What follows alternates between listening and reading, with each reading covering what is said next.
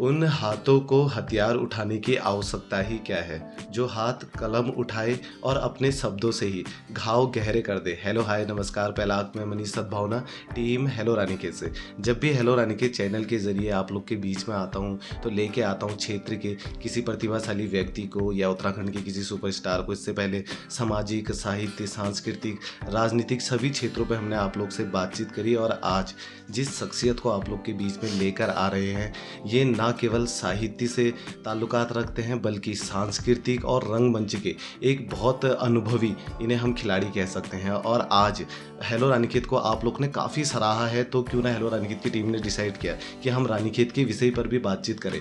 तो मेरे साथ हैं इस वक्त मौजूद 1988 के पूर्व छात्र संघ अध्यक्ष हमारे रानीखेत से, और इस वक्त साहित्य के क्षेत्र से एक बड़ा नाम, प्रकृति लोक के संपादक विमल सती जी। नमस्कार सर, कैसे हैं सर आप? सब बढ़िया। ढेर सारी बधाइयाँ सर। हाल ही में आपकी एक पत्रिका लॉन्च हुई है। अनफॉर्चुनेटली उस दिन हम वहाँ पे पहुँच नहीं पाए थे, आपने आमंत्रित भी किया था, लेकिन आज अपनी इस चैनल के जरिए ढेर सारी बधाइयाँ आपको उसके लिए देता हूँ। साथ ही सर, हमने देखा है आप क्षेत्र में सबसे ज़्यादा एक्टिव रहते हैं, चाहे वो सामाजिक क्षेत्रों में हो, चाहे वो सांस्कृतिक क्षेत्रों में, सभी में आपकी बढ़ चढ़ कर हिस्सेदारी रहती है। तो बातचीत करते हैं रानीखेत के विषय में। सबसे पहले मैं ही नहीं, मेरे जैसे ना जाने कितने युवा इस बात को जानना चाहते होंगे कि रानीखेत नाम कैसे अस्तित्व में आया।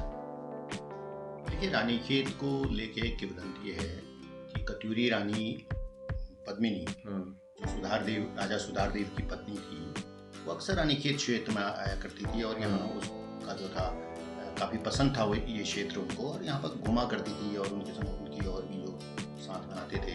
खासकर विशेषकर ये देखिए कि आप रानीखेत क्लब जहाँ आज है, उसके आसपास का क्षेत्र उनका प्रिय क्षेत्र था, उधर वो आती थी, और रानीखेत में उनके आने के कारण ही से रानी क्षेत्र कहा गया, और जो अभ्रंश हो गया कि रानीखेत हो गया बाद जी, रानी क्षेत्र से रानीखेत हो गया। तब से फिर इसे रानीखेत नाम से रानीखेत जाना। अगर सर रानीखेत के इतिहास के बारे में बात करें, क्या क्या रानीखेत की वर्तमान की अगर हम देखें, क्या क्या रानीखेत में खूबसूरती, अगर पर्यटन यहाँ आते हैं, क्या क्या आसपास वो देख सकते हैं? रानीखेत में इतिहास में अगर आप देखेंगे, अगर इतिहास की बात करें कि रानीखेत की उत्पत्ति कहाँ से, हम वहाँ से चलेंगे। तो रानीखेत मैं आपको बताऊं कि जब 1814 में जब अंग्रेजों का गोरखाओं के साथ युद्ध हुआ, खासकर रानीखेत में भी उसका गवाह है लाल कुर्ती, जहाँ पर ये लड़ाई हुई थी गोरखाओं से, और पूरे कुमाऊं को गोरखाओं से मुक्त करने के लिए 1814 में जब ब्रिटिश यहाँ पर कब्जा करना चाहते थे, ब्रिटिश, तो उन्होंने गोरखाओं को यहाँ से हटाना चाहते थे, तो उनका युद्ध हुआ। उसके बाद एक संधि हुई, जिसे सिंगोली की संधि कहते हैं, तो उस संधि के बाद यहाँ से उन्हें जाना पड़ा। उसी के बाद 1814 की बात थी। तो उसके जाने के बाद जो ब्रिटिश जो आदिवासी थे, आदिवासी यानी कि उपनिवेशवादी और व्यापारी जो यहाँ कुछ करना चाहते थे, उनका रुख यहाँ को शुरू हुआ। और रानीखेत में सबसे पहले रॉबर्ट हेनरी विलियमसन ट्रूप, अच्छा, एक ऐसा नाम है जिसने रानीखेत में लैंड खरीदी यहाँ, और यहाँ पर उसने चाय बागान का काम किया। अच्छा, वो होम फार्म में रहता था, होम फार्म हेरिटेज, जो आज हेरिटेज होटल है, उस बंगले में वो रहता था, और चौबटिया से लेके होम फार्म तक उसने चाय का यहाँ पर बागान लगाया, स्थापित किया।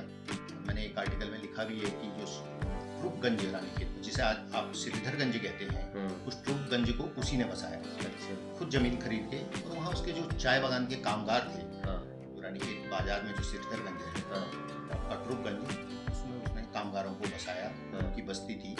और उसके बाद और भी इधर आदिवासी आए, लेकिन उसके बाद जब जेम्स कैनेडी एक पादरी थे, वो अल्मोड़ा होते हुए रानीखेत आए, वो अपनी एक बुक है उनकी, तो उसमें वो लिखते हैं कि जब मैं रानीखेत आया तो यहाँ कुछ नहीं था, केवल जंगल और झाड़ियाँ थी, और जंगल और झाड़ियाँ के अलावा यहाँ पर एक छोटा सा 2 कमरे यहाँ पर बनाए गए थे, जिसमें एक रसोई थी। अच्छा। और उसमें 2 इंजीनियर, ब्रिटिश इंजीनियर यहाँ पर रह रहे थे, और यहाँ पर वो ये सब झाड़ी और ये पेड़ वेड़ कटवाने का और ये सब काम कर रहे थे, ये उन्होंने उसमें लिखा है। और उसमें यहाँ पर कोई भी किसी तरीके की वो नहीं थी, और धीरे धीरे यहाँ पर बैरेक्स वगैरह और ये सब बनाने का काम शुरू हुआ।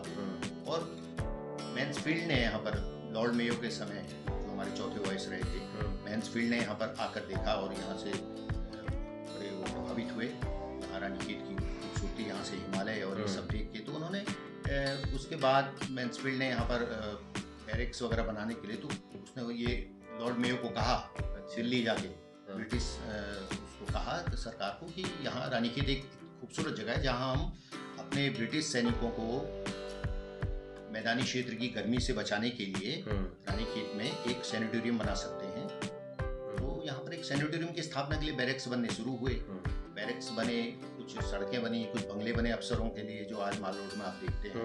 ये सब धीरे धीरे क्रमोत्तर रूप से शुरू हो गया और ये 1869 की बात है। अच्छा, 1869 रानीखेत की स्थापना का वर्ष है। अच्छा, जब यहाँ सबसे पहले, जिसे आप जीपीओ कहते हैं, पोस्ट ऑफिस खुला, ट्रेजरी खुली, ये सब और सबसे बड़ा थाना खुला। ये जो पहले खुलने वाली संस्थान है रानीखेत में। और यहाँ पर जब ये सब कुछ बसात शुरू हुई रानीखेत की, तो उसके बाद यहाँ पर ब्रिटिश सैनिकों को उन्होंने भेजना शुरू किया। वो ब्रिटिश सैनिक एक सैनिटोरियम कहना चाहिए कि यहाँ की स्वास्थ्य वर्धक जलवायु को देखते हुए रानीखेत को उन्होंने चुना था कि वो जो गर्मी से परेशान हो जाते थे उनके सैनिक मैदानी क्षेत्रों में, तो उनको रानीखेत कुछ समय के लिए भेजा जाए। और होता ये था कि वो वर्ष भर यहाँ नहीं रहते थे, जाड़ों में, केवल जाड़ों में बैरक्स खाली हो जाती थी। और गर्मी में अप्रैल से लेकर अक्टूबर तक वो यहाँ पहाड़ में आ जाते, ये रानीखेत में आ जाते थे। और उसके बाद सारी बैरक्स जो थी जाड़ों में यहाँ खाली हो जाती थी, केवल एक सैनिटोरियम के रूप में उनको आराम देने के लिए, जो उनके बीमार सैनिक थे या जिन लोगों को बहुत ज़्यादा लू गर्मी से जो परेशान थे। क्योंकि आप जानते हैं कि ब्रिटेन बहुत ठंडी जगह है ब्रिटेन में, तो वो एकदम से यहाँ रानीखेत को एक सैनिटोरियम के रूप में चुना गया। क्रमोत्तर इसका फिर विकास होता गया अंग्रेजों के बाद। और इसको अगर आप कहें कि उपनिवेश शहर कहें तो ज़्यादा अच्छा रहेगा, क्योंकि उपनिवेशवादियों ने इस शहर को गढ़ा है, बनाया है। तो मैं समझता हूँ कि वहीं से इसकी उत्पत्ति है। फिर धीरे धीरे कैंट बोर्ड यहाँ पर बनाया गया नागरिकों के, जो 1924 का एक्ट आज भी है, जिसमें संशोधन हुआ है 2006 में, जो लागू है रानीखेत में। और ये छावनी एरिया बन गई धीरे धीरे। फिर क्या हुआ कि जब सैनिटोरियम के बाद 1948 में यहाँ पर कुमाऊं रेजिमेंट की स्थापना हुई। पहले ये कुमाऊं रेजिमेंट जो थी, ये जो हैदराबाद के निजाम जो थे उनकी सेना का एक अंग हुआ करती थी। तो ये हैदराबाद के निजाम की सेना का वो होती, तो इसको यहाँ लाके कुमाऊं रेजिमेंट, हालांकि बाद में इसको कुमाऊं एंड नागा रेजिमेंट भी इसमें जोड़ दिया गया। नागा रेजिमेंट भी यहाँ स्थापना हुई और कुमाऊं एंड नागा रेजिमेंट आज कहलाती है। तो उसका ये मुख्यालय है, हेडक्वार्टर है रानीखेत, ट्रेनिंग सेंटर है। तो तब से ही ये सब है। और उसका तो एक आप इतिहास जानते हो कि कितने इसमें परमवीर चक्र जीते हैं कुमाऊं रेजिमेंट का मुख्यालय। और रानीखेत को आज अगर देश के अंदर जाना जाता है तो कुमाऊं रेजिमेंट के तौर पे जाना जाता है।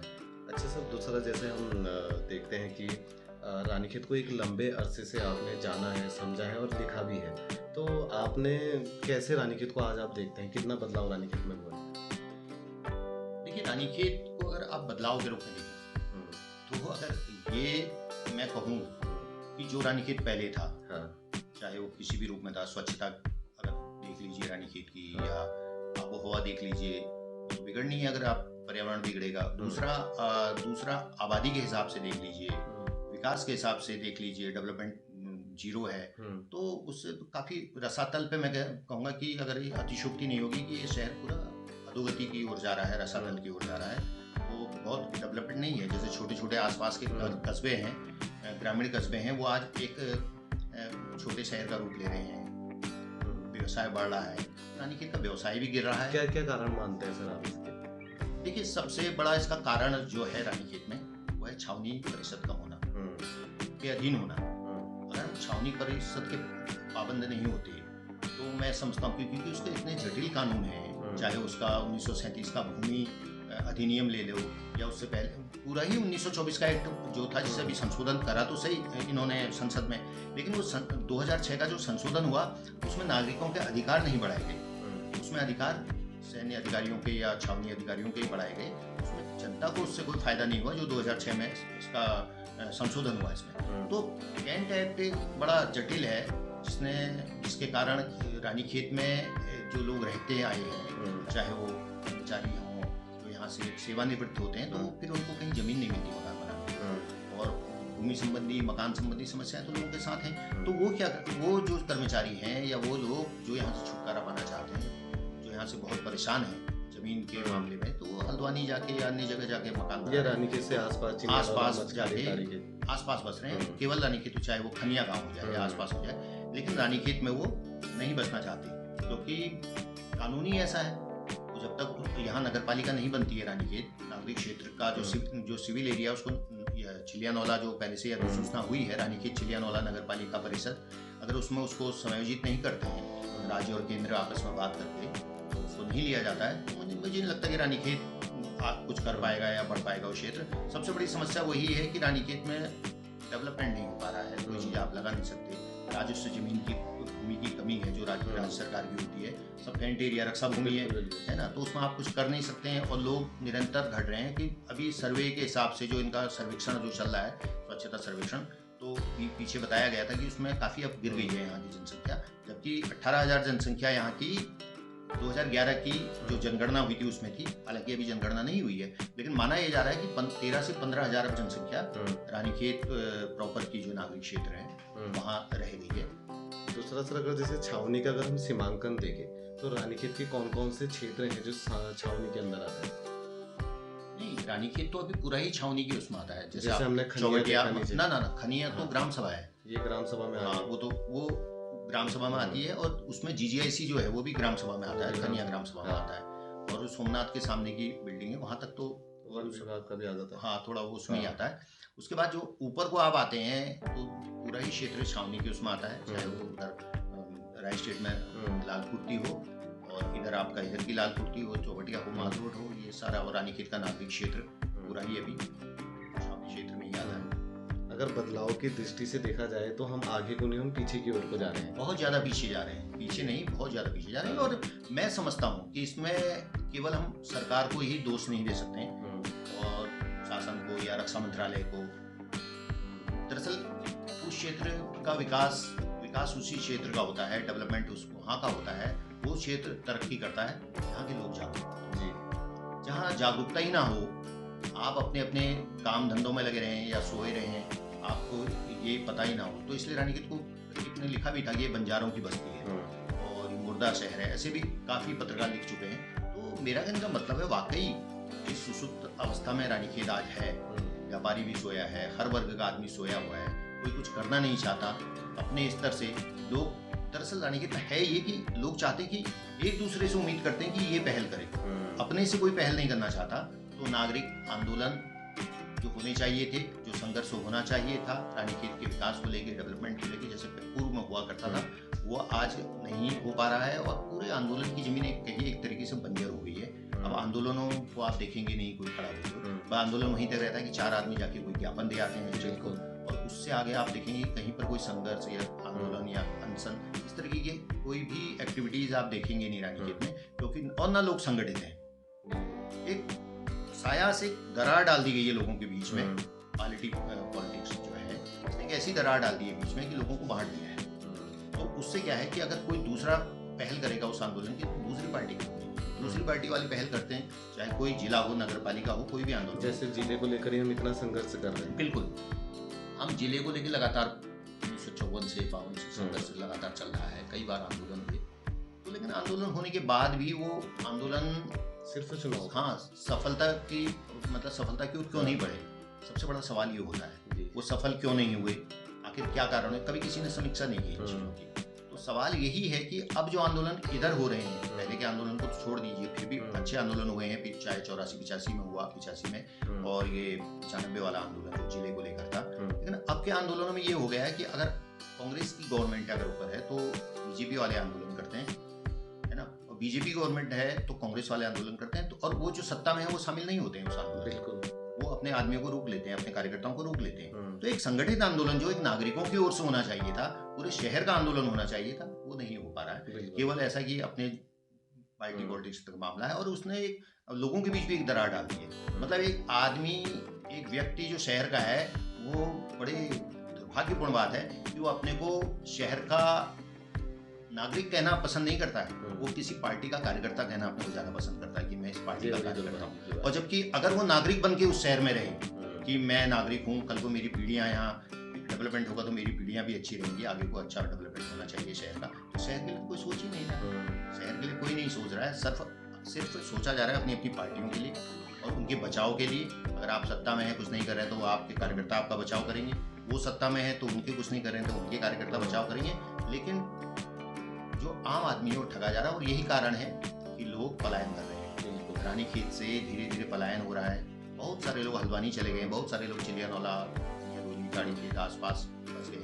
वो रानीखेत से जाने का कारण यही है। जैसे हम रानीखेत में रहते हैं तो बहुत बड़ी बात आती है कि रानीखेत को हम बदले में दे क्या रहे हैं। जैसे आप महाविद्यालय में थे तो वहाँ पे रंगमंच की काफ़ी एक्टिविटी आपने करी। महाविद्यालय से बाहर निकले तो पिछले इतने वर्षों से हम देखते हैं कि ऑटम फेस्टिवल आप यहाँ पे ऑर्गेनाइज करते हैं। बहुत खूबसूरत फेस्टिवल करा था हिसालू करके लास्ट टाइम किया था। लेकिन सर हम देखते हैं कि ये ऑटम फेस्टिवल भी अगर रानीखेत में हो रहा है तो ये भी एक रूटीन में नहीं आ पा रहा है। इसे भी हम इतिहास नहीं कह सकते। पिछले 1 साल होता है तो 2 साल के लिए बदल जाता है। हाँ, बहुत अच्छा सवाल। मैं ये कह रहा था कि जो ये फेस्टिवल वाली आपने बात कही, तो रानीखेत फेस्टिवल ये केवल ऐसा नहीं है कि 2, 4, 10, 20 साल से हो रहा है जी। इसका एक लंबा इतिहास है। ऑटम तो रानीखेत से ही लंबा इतिहास है। मैं आपको बता रहा हूँ। ब्रिटिश समय में 1935 में 2 उत्सव होते थे ब्रिटिश समय में। एक होता था रानीखेत वीक और एक होता था सितंबर वीक। ये 2 उत्सव रानीखेत में होते हैं जी। और ये बड़ी कभी बड़ी हजरत लगता है कि वही रानीखेत महोत्सव रानीखेत वीक नैनीताल में भी हुआ करता था इसी नाम से। रानीखेत वीक नैनीताल में भी रानीखेत वीक के नाम से, नैनीताल में भी रानीखेत के नाम से हो रहा है। रानीखेत नाम से हो रहा है। और एक सितंबर वीक, ये 2 होते थे।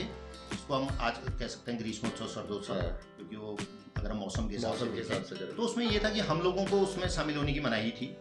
हम लोग बाहर से उसको मैदान के बाहर से देख सकते थे, जो सिविलियन थे, जो हम इंडियन थे, और बाकी वो अपनी फैमिलीज उनका एंजॉय करती थी। तो उसमें जैसे पोलो खेल होता था, पोलो होता था, घुड़दौड़ होती थी, उनके अपने डांस होते थे। तो ये शुरुआत वहीं से हुई। उसके बाद क्या हुआ कि उसके बाद 1948 में 50 में इसको नगर पालिका नैनीताल ने भी नाम बदला इसका, शरदोत्सव ग्रीष्मोत्सव किया वहाँ पर। और रानीखेत में भी ये इस नाम से शुरू होने लगा। और बड़े बड़े लोगों ने, विश्वास नहीं करोगे आप, बड़े बड़े लोगों ने इसका उद्घाटन किया है। चाहे श्रीमती इंदिरा गांधी हो, राष्ट्रपति बीबी गिरी हो, सभी लोग यहाँ पर आए हैं। और बहुत सारे नामचीन लोगों ने इसका, गोविंद वल्लभ जी, तो बड़ी हस्तियों ने इस शरदोत्सव का वो किया है। लेकिन दुर्भाग्य देखिए कि आज चंपावत में हो जाता है, पीडीहाट में हो जाता है, द्वारहाट में हो जाता है, छोटी जगहों में महोत्सव हो रहे हैं, ये फेस्टिवल हो रहे हैं, शरदोत्सव और इस नाम से भी हो रहे हैं। तो रानीखेत जो शुरुआती तौर पर जिसने ये किया उत्सव, और जिसने अंग्रेजों के टाइम से जहाँ चल रहा था और लगातार होता रहा, साल के 2 उत्सव होते थे, उसी पे आज ब्रेक लग गया है। उसका कारण भी वही है कि हम पे अपना कोई खेल मैदान ना होना, कोई बड़ा मैदान ना होना जिसमें हम इसको आयोजित कर सकें। हमें बार बार निर्भर होना पड़ता है, अनुनय विनय करनी पड़ती है सेना के अधिकारियों से कि आप हमें मैदान दे दीजिए और हम इसमें उत्सव करना चाहते हैं। अगर उन्होंने दे दिया, कोई भला अधिकारी आ गया तो मिल जाता है मैदान, नहीं हुआ तो फिर वो ब्रेक लग जाता है। हालांकि इस दौरान हमने बड़े उत्सव किए। 2015 में हिसालू नाम से उत्सव हुआ है। 2019 में हमने अभी बहुत बड़ा मिस्टर नरेंद्र भंडारी यहाँ पर जब था तो वो किया, बड़े उत्सव किए हैं और उनको आधुनिक तरीके से भी आगे बढ़ाया है। थोड़ा पहले वाली परिपाटी को छोड़कर हमने नए तरीके से इस बार उत्सव किए थे पिछले 2-3 सालों में जी। लेकिन फिर अब ब्रेक लग गया है मैदान ना होने के कारण। तो उसके लिए जागरूक तो यहाँ की जो संस्थाएं हैं, चाहे व्यापार मंडल हो, चाहे आम जनता को, और इनको होना पड़ेगा और खुद जाके कहना पड़ेगा कि हमारे वहाँ भी ये होना चाहिए। क्योंकि अब सरकार इस तरीके के उत्सवों के लिए पैसा दे रही है ना, संस्कृति विभाग से पैसा आता है। अब विधायक निधि में भी इसके लिए देने की एक व्यवस्था बन गई है कि आप विधायक निधि से भी सांस्कृतिक उसके पैसा दे सकते हैं। और वो दिया भी है। पिछली बार जो विधायक थे हमारे करण मेहरा, जिन्होंने 8 लाख रुपया दिया था 2019 में, तो पैसा की तो कोई कमी आने वाली नहीं है। सवाल ये है कि आप इसको कर कैसे पाते हैं, आप आगे क्यों नहीं आते। पहल करने वाली जरूरत है। अगर पहल हो तो मैं समझता हूँ ये हो सकता है क्योंकि अगर आज हम देखते हैं और उससे क्या होता है ना, सबसे बड़ी चीज आपको ये बताऊं, लोग कहते हैं कि केवल मनोरंजन, मैं समझता हूँ कि केवल वो मनोरंजन नहीं है। एक तो ये ठीक है कि आपको देश दुनिया के जो कलाकार हैं उनको देखने का एक अवसर अपने ही शहर में मिलता है, जिनको केवल आप टीवी में ही देख पाते थे। वो आपको रूबरू होते हैं, बिल्कुल लाइव देखते हैं आपको, है ना। तो बहुत सारे कलाकार हमने पिछली बार बुलाए थे, बहुत से बैंड्स बुलाए थे और मौनी गढ़वाली कलाकार भी बुलाए थे। तो मेरा कहने का मतलब है, एक तो आप कलाकार को देखते हैं अपने सामने, दूसरा इसका जो सबसे बड़ा फायदा होता है वो जो आपकी क्षेत्र की प्रतिभाएं हैं, उनको कभी मंच नहीं मिला कहीं, केवल वो स्कूल के मंच तक सीमित रह गई हैं। 15 अगस्त और 26 जनवरी और 2-4 कार्यक्रमों में उनको एक बड़ा मंच मिलता है कार्यक्रम करने का, चाहे वो किसी भी क्षेत्र की प्रतिभा है। मैं समझता हूँ चाहे वो चित्रकला बना रहे हो, या वो डांस कर रहे हो, या कोई और चीज कर रहे हो, ऐपण हो, अलग अलग विधाएं हैं। अलग अलग विधाओं में जो पारंगत हैं, होना चाहते हैं, और वो जो अपनी प्रतिभा को दिखाना चाहते हैं, इस तरीके की प्रतिभा। महिलाओं के लिए भी हम बहुत सारी प्रतियोगिताएं करते हैं, बच्चों के लिए प्रतियोगिताएं करते हैं, स्कूली बच्चों निरंतर हम देखते रहते हैं। हाँ, तो ये सब क्यों, उनको एक मंच मिले सुबह से शाम तक, इसीलिए वहाँ पर लगे रहते हैं कि उनको एक मंच मिले। क्योंकि प्रतिभाएं तभी दिखेंगी जब उसके पास पर्टिकुलर कोई मंच होगा। अगर आज हम देखते हैं दोराहाट और अल्मोड़ा, ये सांस्कृतिक नगरी कहलाई जाने लगी, ये हमसे काफी आगे निकल गया, लेकिन हम पिछड़ रहे हैं। रानीखेत भी जाना जाता था अपने ऑटम फेस्टिवल को लेकर, लेकिन ये भी रूटीन पे नहीं आ रहा है। 2015 में आपने हिसालू करके लोक उत्सव किया था, इस पर थोड़ा सा मैं बातचीत करना चाहूँगा। सबसे पहले हिसालू विषय पर, जिसको आपने परिभाषित किया था हिमालय सांस्कृतिक लोक उत्सव करके, तो ये किसके द्वारा मतलब इसे परिभाषित किया, कैसे हिसालू नाम आ गया? देखिए, उसको करने के लिए हम लोग क्या करते हैं, जैसे अभी कोई उसमें AP वाजपेयी हमारे यहाँ पर SDM थे, तो इस तरह के जब कोई बड़ा आयोजन होता है, उसके लिए हम जैसे आप हो, क्रिएटिव हो, आप हो, जो रचनाशील लोग हैं, इनसे हम एक उम्मीद करते हैं कि वो उसके नाम पर, उत्सव का अगर कोई नाम हम देना चाहते हैं, उसके नाम पर और उसके लोगो पर, उसका लोगो किस तरीके का हम डिजाइन करें, तो इस पर एक चर्चा होती है। और वो आपने देखा भी होगा कि मैंने उसको फेसबुक पे भी डाला था, 3-4 लोगो डाले थे कि इनमें से आपको कौन सा पसंद है, और जो यहाँ पे डिजाइन कर सकते थे उन्हें मैंने कहा भी। तो 3-4 हमने लोगो 19 में भी डाले थे, और तब भी डाले थे कि हमने कहा कि इसमें से कौन चयन हो, बताइए ज़्यादा लाइक कौन करे। तो जो जिस तरीके के कमेंट्स आए थे, जिसने जो लाइक किया था, हमने देखा कि ज़्यादा कौन लाइक कर रहा है, तो उस लोगो को हमने फिर, या कोई अपना लोगो बना, हाँ, कोई अपना लोगो, कोई जैसे हम चाहते हैं कि जैसे हम इसे लोगोत्सव के रूप में मनाते हैं, कि हम चाहते हैं कि अपनी लोक संस्कृति को आगे बढ़ाया जाए, तो हम चाहते हैं उसका ही लोगो इस जो इसमें है आयोजन में होना चाहिए। एक तो ये, दूसरा नाम वाली बात आई थी हिसालू, तो इसमें हमने काफ़ी लोगों से इसमें कहा था कि आप बताइए आप क्या इसका नाम हो सकता है। जहाँ हम यही रहे थे कि इसका ये इस तरीके का नाम हो, तो ये जो नाम दिया गया, मैं समझता हूँ ये जो कमलेश जोशी हैं, आर्मी पब्लिक स्कूल, हाँ, आर्मी पब्लिक स्कूल के जो प्रिंसिपल हैं, तो ये इनका दिया नाम है। अच्छा, हिसालू, जो शॉर्ट नाम हिसालू दिया है। हाँ, तो ये काफ़ी वो भी रहा, बड़ा अच्छा नाम रहा। तो इस नाम से फिर 15 में हम लोगों ने, तो ये पब्लिक से ही हम लेते हैं। तो इस तरीके के क्रिएटिव लोग हैं ना, तो इस तरीके के लोगों से हम पूछते हैं कि क्या होना चाहिए नाम और कैसा लोगो होना चाहिए। लेकिन इस महोत्सव को हमने एक बड़ा नाम दिया, जिसकी अगर परिभाषा भी देखे जाए तो पूरे उत्सव को परिभाषित करती है। वहाँ पे हमने देखा कि वहाँ पे उद्योग से रिलेटेड काफ़ी शॉप्स लगी थी, वहाँ पे सांस्कृतिक एक्टिविटी वहाँ पे हो रही थी, महोत्सव वहाँ पे हो रहा था, तो वाकई उन्होंने एक बहुत बड़ा नाम दिया। और हिसालू भी 1 वर्ष हुआ, उसके बाद फिर आगे नहीं हो पाया, कारण 15 में जब ये कार्यक्रम हुआ, तो उसमें मुख्यमंत्री हरीश रावत जी है, तो जब ये पूरा उद्घाटन समारोह था, तो उनको ये भी व्यवस्था की गई थी कि उन सबको हिसालू परोसे भी गए थे। अच्छा, सबको वहाँ पर दोने में सबको हिसालू वहाँ पर मंच पे दिए, सबको हिसालू का भी व्यवस्था की हुई थी। एक बात सर आपसे और जानना चाहूँगा, जैसे आपने भी बताया कि अगर क्षेत्र में कोई महोत्सव होता है, तो इससे हमें एक बड़े कलाकार को मंच पे देखने का एक मौका भी मिलता है। तो जब हिसालू जब होता है, उसमें हमने देखा कि बॉलीवुड से तक सिंगर्स वहाँ पे आए थे, तो इनके कनेक्शन कैसे हुआ? देखिए, संपर्क हम लोगों ने किया लोगों से, और जितनों के मुझे नंबर मिल पाए, मैंने बड़े बड़े कलाकारों से भी बात की। अभी 19 वाले में भी बहुत बड़े बड़े कलाकारों से बात की है ना। तो लेकिन ऐसा होता है कि बहुत लोगों से बात बन नहीं पाई, पैसे के चक्कर में बहुत ज़्यादा अमाउंट वो कह रहे थे। फिर उसके बाद जो सिंगर हैं, हमारी बहुत बड़ी सिंगर हैं, तो बॉलीवुड की, तो मैं उन्हें लाना चाह रहा था, तो बातचीत हुई। तो है तो हमारे उत्तराखंड की, वैसे ऋषिकेश की लड़की है, तो अभी काफ़ी चर्चित हैं, वो जज बन के भी आती हैं, आपने देखा कार्यक्रम में। तो उनसे बात हुई थी मेरी, उनकी कोई बोल रही थी, उनकी जो उनका काम देखती हैं, तो उन्होंने बात करी, तो उन्होंने 45 लाख रुपया कहा। मैंने कहा 45 लाख तो हमारा पूरा उत्सव हो जाएगा। तो बोली कि आपके वहाँ हेलीपैड है या नहीं है, इस तरह की बात। तो वो बात हुई, वहीं पर इसमें पूर्ण विराम लग गया, वहीं लग गया। तो उसी तरीके से उनसे बात हुई थी हमारी पलक मुच्छल से। पलक मुच्छल से बात हुई, तो पलक मुच्छल ने भी ये कहा कि मुझे वहाँ से पंतनगर, वहाँ से फिर यहाँ तक गाड़ी बुलानी, इतनी इनोवा चाहिए, 4 इनोवा 5 इनोवा बताए। कैलाश खेर से भी बात हुई थी, काफी लोगों से, लेकिन हमारा बजट उतना नहीं होता कि हम क्यों नहीं अफोर्ड कर सके। फिर भी हम जो हमने हमारी पकड़ में जो बैंड थे, जी।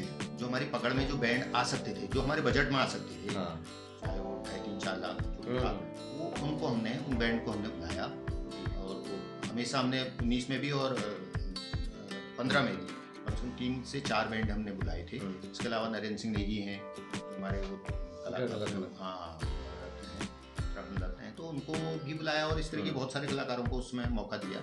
और यहाँ पे होता ही है कि जब बड़े कलाकार आते हैं तो उसमें हमारे स्थानीय कलाकारों को भी मौका मिलता है एक बड़े मंच पे प्रतिभा करने का। दुर्भाग्यवश कि हम पे मैदान ना होने की वजह से या लोगों का संगठन ना होने की वजह से ये महोत्सव धीरे दिन प्रतिदिन घटते जा रहे हैं। दूसरा सर, मैं आपसे जानना चाहूँगा गोल्फ के विषय में। मैक्सिमम नेताओं से भी मैंने इसके बारे में बात करी, लेकिन आपसे सबसे पहले गोल्फ बंद क्यों हुआ है इसके बारे में बाद में बात करेंगे। गोल्फ के इतिहास के बारे में जानना चाहेंगे कि गोल्फ कहाँ से आ गया है, किसकी संपत्ति है, किसके अधीन अभी इस वक्त है। देखिए, गोल्फ ग्राउंड ये एक तरीके का गायों के चरने का गोचर जो बोलते हैं हम, तो गोचर ये आसपास के जो गांव हैं, बनोलिया हैं, तो इनका एक गोचर था जहाँ गाय वायें चरती थी, जिनके मवेशी चरते थे, तो उनका गोचर था। 1 रुपए की लीज पे इन्होंने इसको रानीखेत क्लब को दिया। रानीखेत क्लब के ये अधीन आ गया गोचर, और रानीखेत क्लब ने इसको फिर उसके रूप में इस्तेमाल किया, गोल्फ ग्राउंड के रूप में इसको उस तरीके से, क्योंकि प्राकृतिक तो बना हुआ है ही वो, तो इसको गोल्फ ग्राउंड के रूप में किया। गोल्फ उस समय क्या होता था, रानीखेत क्लब जो था उसमें सिविलियन की और आर्मी की हिस्सेदारी बराबर होती थी। सिविलियन की ज़्यादा वो थी क्योंकि राज्य सरकार इसके लिए पैसा देती थी। रानीखेत क्लब को पैसा जो चलाने के लिए राज्य सरकार से भी आता था। लेकिन हुआ क्या, हालात क्या हुए कि रानीखेत क्लब को जो अनुदान आता था सरकार की ओर से, राज्य सरकार की ओर से, वो बंद हो गया। तो हालत ऐसी हो गई कि उसको चलाना बड़ा मुश्किल हो गया रानीखेत क्लब को। तो उस समय के हमारे बड़े स्वनाम धन्य यहाँ के रानीखेत के जो मेंबर्स थे, सिविल मेंबर्स थे, अब नाम लेना उचित नहीं है, तो इन लोगों ने एक प्रस्ताव किया कि आर्मी के आगे कि भाई इसको अब हमसे नहीं चल सकता, इसके खर्चे नहीं उठाए जा सकते हैं, इसलिए ऐसा करें कि इसको आर्मी ही चला दे। इसको रानीखेत क्लब को आप ही लोग चला लें तो ज़्यादा अच्छा रहेगा, हम तो बने हुए हैं इसमें, तो आप लोग इसको चला लें। तो वो जब इन्होंने कमांडेंट जो तत्कालीन होंगे उस समय, तो उनसे बात की, तो ये रानीखेत क्लब उनके उसमें आ गया। अब ये देखिए, जब रानीखेत क्लब आ गया आर्मी के उसमें, तो स्वतः ही गोल्फ ग्राउंड भी उनकी, रानीखेत क्लब की संपत्ति होने के कारण, उनके पास होने के कारण लीज पे, तो उनके पास आ गया। तो इधर इस बीच क्या हुआ कि बड़ी चालाकी से कुछ वर्ष पहले इन्होंने, जो आर्मी ने था, पहले तो ऊपर वाले में तो हो ही गया था उनका, हाँ, दक्षिण वाला जो एरिया था वो भी इन्होंने अपना बंद कर दिया, उसको तारबाड़ कर दिया, और उसको उससे पहले उन्होंने उसको अपने नाम चढ़वा लिया। अच्छा। और उसको अब वो A1 लैंड हो गई। अच्छा। और उसको उन्होंने एक ट्रेनिंग सेंटर का रूप दे दिया। हालांकि वहाँ ट्रेनिंग वेनिंग ज़्यादा होती नहीं, कुछ खाली बर्रे वगैरह लटकाए, उसको ट्रेनिंग सेंटर बना के उसको कर दिया। बीच में कुछ पर्यटकों की कुछ इस तरीके की हरकत रही वहाँ पर, और बहुत सारे लोग बहुत गंदगी कर रहे थे, असामाजिक तत्वों के उससे और उससे, तो वहाँ पर उन्होंने उसको बिल्कुल ही उस पर प्रतिबंध लगा दिया, लोगों के, स्थानीय लोगों के और पर्यटकों के जाने पर बिल्कुल प्रतिबंधित कर दिया। अब बात यह है कि बीच में, हालांकि एक हमारे नागरिक हैं रानीखेत के, उन्होंने राष्ट्रपति को लिखा उनके पोर्टल पे कि रानीखेत में जो है एशिया का प्रसिद्ध गोल्फ ग्राउंड है और ये इसको पर्यटक देखने आते हैं, लेकिन ये बंद कर दिया गया है। ये तो वहाँ से जो उसका जवाब आया था वो ये आया था कि दक्षिण भाग पर्यटकों के लिए और स्थानीय लोगों के लिए, सैलानियों के लिए मतलब बंद नहीं किया गया है, वो वहाँ से जवाब आया था। लेकिन अभी भी वो बंद है, असल में बंद है और पूरी तरीके से ही बंद है। हालांकि रानीखेत की शान है गोल्फ ग्राउंड, अगर रानीखेत की, हाँ, अगर पर्यटक आता है तो यहाँ कुछ नहीं है देखने को, तो उससे कहा जाता है कि भाई वहाँ गोल्फ ग्राउंड है, वहाँ फलानी जगह जब 2-4 जगह बनाई जाएंगी तो गोल्फ ग्राउंड जरूर आएगा। और वहाँ इसलिए भी है, देखिए ना, वहाँ पर बहुत सारी शूटिंग्स भी इसीलिए हुई हैं, बॉलीवुड भी बड़ा आकर्षित रहा है गोल्फ ग्राउंड, आपकी तस्वीरों को बेहतरीन बनाता है। बिल्कुल बिल्कुल। तो ये देखिए कि बहुत सारी शूटिंग्स हुई हैं, बहुत सारा वहाँ कहने के लिए है उसके बारे में, और बहुत खूबसूरत जगह है। बहुत सारे तो केवल 5 मिनट के लिए भी जाएंगे, फोटोग्राफी के लिए जरूर जाएंगे। आजकल तो सब पर मोबाइल है, तो काफ़ी लोग जाते हैं, लेकिन अब ऐसी स्थिति वहाँ कर दी गई है। अब लड़ाई यहाँ आके फंस गई है कि वो आर्मी की लैंड है, A1 लैंड है। हालांकि हालांकि जवाब तो ये भी है कि दक्षिण में का हिस्सा खोल दिया गया है और उतना ही है, वो नाकाफी नहीं है हमारे लिए, काफी है अगर काफी खोल दिया है रोड के नीचे वाला।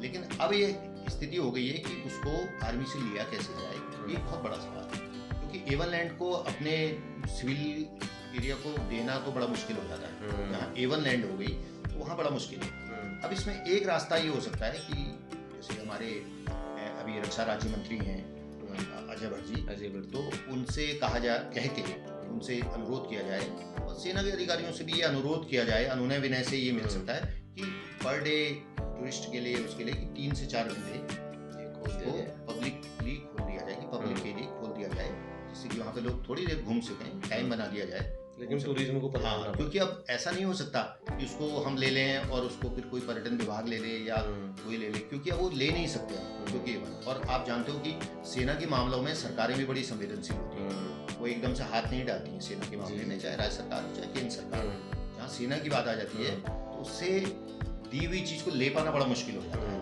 हालांकि अगर देखा जाए, अगर इस लड़ाई को अगर उच्च न्यायालय में भी लड़ा जाता है तो उसके लिए कागज की जरूरत होती है, दस्तावेज चाहिए। तो सबसे पहले तो दस्तावेज ये होना चाहिए कि भाई वो जो लीज थी कितने साल की थी और 1 रुपए की लीज पे अगर दिया था ग्रामीणों ने, तो कितने साल की लीज पे दिया था, और दिया था तो लीज पे दिया था तो कब वापस होनी थी, और वो लीज में अगर रानीखेत क्लब ने लिया था तो क्या वो अधिकारी था सेना को देने के लिए? रानीखेत क्लब एक दूसरे से लीज ली हुई तीसरे आदमी को कोई दे सकता है। बहुत सारी बातें ये आ सकती हैं उसमें, सब कागज जुटाने वाली बात है, लेकिन वो कागज मिल नहीं पा रहे हैं कहीं कि वो लीज वाला जो कागज था अगर वो मिलता तो वहां से लड़ाई एक शुरू हो सकती थी, और ये न्यायालय की लड़ाई और एक ऑफिशियली। हाँ, अगर लोग समझें कि हम मुठ्ठियां तान के चौराहों पर आ जाएंगे, हालांकि वो संभव नहीं है रानीखेत जैसी जगहों में जहाँ 4 आदमी एक साथ मिलकर खड़े नहीं होते हैं, लेकिन अगर कोई सोचता है कि हम मुठ्ठियां तान के खड़े हो जाएंगे चौराहों में तो और ये मिल जाएगा, आंदोलन से मिलने वाला ग्राउंड नहीं है, इसे हमें ऑफिशियली। हाँ, क्योंकि वो किसी की संपत्ति हो चुकी है जी। अब आपकी ये संपत्ति है, इस पर कोई आ जाए और कहे नहीं जी मैं इस कमरे में रहूंगा ही रहूंगा, ये संभव नहीं है जी। जहाँ से वो एवन लैंड होगी तो वहाँ से बड़ी दिक्कत है। पर्यटन की दृष्टि से देखा जाए रानीखेत गोल्फ ग्राउंड रीढ़ की हड्डी था रानीखेत का, और देखा जाए तो एशिया का नंबर 2 पे शायद ये है, सबसे बड़ा गोल्फ कोर्स ये है। इसके अलावा प्राकृतिक जी। इसके अलावा अगर सर हम देखें रानीखेत में, अगर हम पर्यटन की दृष्टि से देखा जाए तो रानीखेत पर्यटन नगरी हम इसे कहते हैं, तो यहाँ पर गोल्फ तो एक है ही रीढ़ की हड्डी, इसके अलावा अतिरिक्त और कौन कौन सी खूबसूरती है अगर आज भी अगर यहाँ पर्यटन आता है तो आसपास घूम सकता है? देखिए, कुछ तो प्राकृतिक सुंदरता तो रानीखेत की आप कहो कि जो यहाँ का भरपूर है, ये कहिए कि मतलब ये पूरा जो कहना चाहिए नैसर्गिक सौंदर्य से ओतप्रोत है रानीखेत। चाहे आप यहाँ के जंगल देख लो, मैं नहीं समझता कोई ऐसा शहर आसपास कहीं हो जो पूरा जंगलों से घिरा हो, चाहे वो देवदार हो, चीड़ हो, बांध हो, है ना, तो इतना बलूत जिस तरह चौबटिया जाने में दिखता है, मैं नहीं समझता कि कहीं इतना हो। और वो भी ये भी मानना पड़ेगा, चाहे हम माने ना माने, मानना पड़ेगा कि सेना की वजह से ये सब जंगल बच पाया है जो रानीखेत के आसपास है, तो जो छावनी का जंगल है। तो रानीखेत की सबसे बड़ी खूबसूरती तो वनाच्छादित क्षेत्र है, सबसे बड़ी खूबसूरती उससे बड़ी हो ही नहीं सकती। और उनके लिए जो पर्यटक, जो सैलानी ऐसे आते हैं जो प्रकृति से तादात्म्य करना चाहते हैं, जिन्हें शांति चाहिए, जिन्हें ये नैनीताल वाला पर्यटन नहीं चाहिए कि वीकेंड पे आए और खाया पिया माल रोड में घूमे और नौका विहार किया और चले गए। मौज मस्ती वाला पर्यटक के लिए रानीखेत नहीं है, आज का रानीखेत नहीं है। आज का रानीखेत केवल उनके लिए है जो शांतवादियों में आना चाहते हैं। आप जानते हो रानीखेत में बहुत बड़े बड़े साहित्यकारों ने और बहुत चित्रकारों ने रानीखेत को अपनी रचनाओं के लिए चुना, यहाँ रचना अपना धर्म यहाँ आके निभाया, अपना लेखन किया। बड़े बड़े साहित्यकार हुए, चाहे वो सुमित्रानंद पंत हैं, चाहे निर्मल वर्मा हो, चाहे और बहुत सारे नाम और चित्रकार जो फेमस किस्म के जो थे, हमारे राम कुमार, उन्होंने भी यहाँ पे आके चित्रकारी की। तो लोगों ने जो शांत में यहाँ के लिखना चाहते हैं, पढ़ना चाहते हैं, तो उन लोगों के लिए रानीखेत बहुत खूबसूरत होता है और उनको ये सूट भी करता है। वो यहाँ प्रकृति से तादात्म्य स्थापित कर लेते हैं, यहाँ बैठते हैं, यहाँ से प्राकृतिक। बिल्कुल बिल्कुल। तो ये सबसे बड़ी चीज है कि ऐसा पर्यटक अगर आता है तो उसके लिए रानीखेत में माल रोड से लेकर चौबटिया तक पैदल भ्रमण के लिए बहुत अच्छा है जी। चाहे वो इधर से आपके जो दीवान सिंह होले, यहाँ से नेहरू रोड से आप चले जाओ झूला देवी तक, बहुत सुंदर खूबसूरती। और खासकर अब यहाँ जंगली जानवर भी दिखने लगे हैं जो चाहते हैं लोग दिखना, जिसके लिए लोग कॉर्बेट में जाते हैं है ना, बुक कराते हैं। अभी कल ही की मैं वीडियो देख रहा था, चौबटिया में एक बाघ दिखा था। हाँ, ये सब लड़का कड़वी जो होते हैं ना, ये सब दिखने लगे। ये अभी कुछ सालों से हुआ है, नहीं तो जब ये शिकारी जब लगे थे इनके पीछे तब तक तो था नहीं है। अब ये बढ़ गए हैं, तो ये बहुत घना जंगल है क्योंकि बांस का और उसका, तो ये अगर लोगों ने देखना है, और वो तब इसका आनंद तभी है जब वो पैदल यहाँ करें, भ्रमण करें जी, तो उसके लिए तो रानीखेत बड़ी खूबसूरत जगह है। रही बात पर्यटन के लिए क्या है यहाँ देखने के लिए, तो पर्यटन के लिए कृत्रिम रूप से यहाँ कोशिश की गई है रानीखेत झील बनाने की। हालांकि वो झील नहीं थी, उसको पानी रोक के एक झील बनाने की कोशिश की गई, लेकिन छावनी परिषद की कोशिश बहुत अच्छी थी, प्रयास अच्छा था, लेकिन उसमें क्या है कि उसको वो मेंटेन नहीं कर पाए, उसको वो देख रेख उसकी नहीं हो पाई, क्योंकि वो सरकारी था। सरकारी चीजों की आप जानते हो कि मेंटेनेंस नहीं हो पाती है, और वो अपना चाहे कर्मचारी रख भी दें फिर भी नहीं हो पाती है। अगर वो काम अगर वो किसी को लीज पे दे देते, किसी प्राइवेट उसको 10 साल की लीज पे, 30 साल की, 20 साल की लीज पे, तो वो वहाँ फुलवारी बनाता, कैंटीन खोलता, वोटिंग ठीक करा रहा, वोटिंग करवाता, और भी बहुत सारी साहसिक पर्यटन, एडवेंचर का भी, हाँ, साहसिक पर्यटन की ओर बढ़ता, तो उस आसपास के एरिया में काफी वो कर सकता था। लेकिन छावनी परिषद ने ये प्रयास नहीं किया, इसलिए आज वो स्थिति आप देख रहे हो, बहुत बदहाल देख रहे हो, बदहाल हालत में है, और वहाँ टूरिस्ट जाके मायूस होकर ही लौटता है। हाँ, और वो भी वो टूरिस्ट जो नैनीताल से आ रहा है, हाँ, जो बड़ी झील, भीमताल की, नैनीताल की, नौखियाताल की जो बड़ी बड़ी झीलें देख के आ रहा है, उसको एक छोटा सा एक नाला दिखाओगे जहाँ पानी आपने रोका है, गधेरा ही कहो उसको, थोड़ा सा चौड़ा किया है, तो वो तो मायूस भी होगा और एक अच्छा नाम लेके रानीखेत का नहीं जाएगा।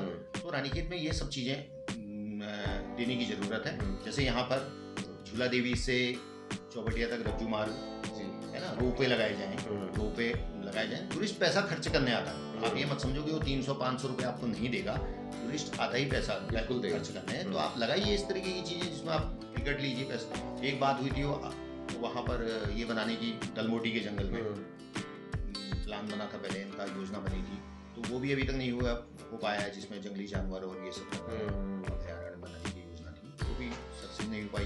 कई चीजें जो हैं योजनाएं बनती हैं लेकिन वो कागजों में बन के रह जाती हैं। अच्छा, दूसरा सोच नहीं है, सबसे सोच का है खेल पूरा जो है। अगर आप इसको वाकई पर्यटन नगरी कह रहे हो, अगर है ही पर्यटन नगरी, तो पर्यटन नगरी के लिए ना आज तक कोई पर्यटन विभाग ने सोचा। आप देख रहे हो यहाँ एक पर्यटन विभाग का ऑफिस था, कई साल रहा, आज ताला लगे हैं, जबकि रानीखेत में पर्यटन नगरी कह रहे हो और वही पर्यटन विभाग का ऑफिस बंद है। आज तक कुछ सालों से 4th क्लास का एक आदमी, 4th श्रेणी का एक कर्मचारी वहां पर देख रहा था, और जब से सहायक पर्यटन अधिकारी का यहाँ से स्थानांतरण हुआ, उसके बाद तो कोई आया ही नहीं यहाँ। तो उसको यहाँ खुलना जरूरी है, पर्यटन विकास की योजनाएं यहाँ बनना जरूरी है, और उनको लागू क्रियान्वयन भी बहुत जरूरी है उनका, और वो छावनी परिषद के संग बैठ के पर्यटन विभाग को करना चाहिए, कि योजनाएं लाना चाहिए, और उसके लिए थोड़ा स्थानीय संगठनों को भी जागरूक होना पड़ेगा कि वो इस तरीके के प्रस्ताव शासन के पास ले जाएं, पर्यटन विभाग के पास ले जाएं कि किस तरीके से यहाँ का डेवलपमेंट हो सकता है। करने को बहुत कुछ है, क्योंकि प्राकृतिक सौंदर्य भरा पूरा है, आसपास पूरा आप देखो भरपूर है, इससे ज्यादा छेड़छाड़ करने की आवश्यकता नहीं है, उसको आवश्यकता नहीं है। जैसे मैंने कहा ना, अगर आप चौबटिया को, जैसे वो पैदल मार्ग है, आप इस तरीके के पैदल मार्ग बनाइए, और उसमें इस तरीके के मार्ग बनाइए। एक बार ये योजना बनी थी कि जैसे नेहरू रोड है, उसमें वॉक करे आदमी, घूमता रहे, और उसमें संगीत भी बजता रहे, संगीत की वो लगा दी जाए, हल्का का एक मधुर संगीत, इंस्ट्रूमेंटल कुछ बजता रहे बीच बीच में, तो आदमी अपनी मस्ती में घूमते रहे, पर्यटन मतलब अच्छा टाइम स्पेंड कर। हाँ, तो इस तरीके की बहुत सारी योजनाएं बन सकती हैं रानीखेत में, लेकिन सवाल है कि बनाए कौन। जैसा हम खूबसूरती की बात करते हैं, इसके बाद झूला देवी से हम चौबटिया गार्डन, एप्पल गार्डन की ओर चले जाते हैं, हाँ, पास में ही 7 स्टोन की ओर चले जाते हैं। और कौन कौन सी खूबसूरती आप देखते हैं? वो वहाँ पे तो अच्छा डेवलपमेंट है, यहाँ पे 7 स्टोन जी नाम कह रहे हो उसको, जो पहले नाम कहते थे। तो रहा चौबटिया का सवाल, चौबटिया में अभी इन्होंने ट्यूलिप का लगाने की कोशिश की है, लेकिन नुकसान बहुत कर दिया है। नुकसान, एक एप्पल गार्डन जिसकी पहचान देश दुनिया में थी, जिसको देखने यहाँ लोग आते थे, और वो आपने सारे पेड़ जो थे, जो हमारा परंपरागत था, वो सब आपने काट के आपने जो एक प्रयोग किया। दरअसल क्या है कि पिछले वर्षों में जितने भी निदेशक रानीखेत में आए, सबने इसको एक प्रयोगशाला समझा, और ये दुर्भाग्य है कि पर्यटन उद्यान विभाग में भी जो नीचे से जिला उद्यान अधिकारी होते थे, उनको इन्होंने पदोन्नति करके उनको कभी निदेशक या इस तरीके का बनाया नहीं, बल्कि ये डेपुटेशन दिलाते रहे, कभी वन विभाग से, कभी इधर से, कभी ये वहाँ से हिमाचल से। तो हिमाचल से मिस्टर गौतम एक आए थे, उन्होंने यहाँ पे एक नया प्रयोग किया कि यहाँ जो पेड़ थे वो तो कटवा दिए और अमेरिका से पेड़ लाके, यूएस के पेड़ लाके, बोंजाई जो छोटे पेड़ जिसमें 8-8 किलो सेब आता था, उनको लगाने की एक कोशिश की, तो बहुत ज़्यादा सक्सेस नहीं हुई। तो अपना तो सेब गया और जो लगाना चाह रहे थे वो भी नहीं हुआ। अब उसके बाद भी और प्रयोग होते रहे, जो भी आता डायरेक्टर वो अपने हिसाब से यहाँ प्रयोग करता, बैठते वो देहरादून और काम यहाँ पर कुछ नहीं। अब कर्मचारी, अब देखो बीच में आंदोलन भी चला था कि सबको यहाँ बैठना चाहिए, तो जब मुखिया ही नहीं बैठेगा तो नीचे का कर्मचारी तो अकर्मण्य हो जाएगा, काम ही नहीं करेगा। तो उतना बड़ा गार्डन, उतना आप देखो कितने हेक्टेयर में कितना फैला हुआ है, 265 उतना बड़ा क्या क्या उसमें नहीं हो सकता था। तो हालात तो ये है कि आने वाले में ऐसा ना हो कि गवर्नमेंट इसको भी भेज दे निजी हाथों में और इसमें भी फिर रिजोर्ट संस्कृति डेवलप हो जाए। फिर कोई पहले भी एक बार प्रयास किया था कि राजकीय उद्यान निजी हाथों में दिए थे इन्होंने, शायद देवनागरी का यहाँ का होगा। तो मुझे लगता है कि जब इनसे नहीं चल पाएगा तो ये बेचेंगे और फिर इसमें कोई उद्योगपति आगे अपने रिजोर्ट्स बनाएगा, बिल्कुल वो कमाएगा इसमें पैसा। तो हालात तो ये सरकारी जितने हैं, सरकारी तो ऐसे ही लुटेंगे जितने हमारे संसाधन हैं सरकारी, इन्हीं के हाथों में लुटेंगे उद्योगपति। पर्यटन की दृष्टि से अगर रानीखेत को सर अगर हम मजबूत करें तो ऑलरेडी हम गोल्फ ग्राउंड ताले लग चुके हैं, सिनेमा घर यहाँ पर है नहीं। अगर पर्यटक अगर यहाँ पर आता है तो कैसे वो अपना टाइम स्पेंड करे? देखिए, सिनेमा घर का तो ये था कि बंद होने का एक कारण था, वो रानीखेत नहीं, वो देशव्यापी था। उसमें क्या हुआ कि एक दौर आया और उसमें वीडियो VCR का दौर आया। VCR में वीडियो घर घर पिक्चर देखने का, कैसेट से लाइब्रेरी खुली, उसके बाद फिर CD का दौर आया, फिर CD में फिल्में आने लगी। तो उससे पहले वो देख लें नई से नई फिल्में, लोग घर में आराम से अपने बेडरूम में बैठ के, अपने ड्राइंग रूम में बैठ के एक VCR किराए पर लाकर और अपनी फिल्में देख लेते थे। एक ही रात में 3-3 फिल्में चर्चा। तो उसने बड़ा नुकसान पहुंचाया।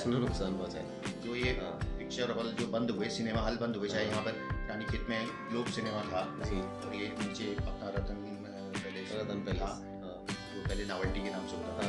तो ये बंद होने का कारण यही था और शहरों में भी यही हालत रही कि सब जगह बंद हुए।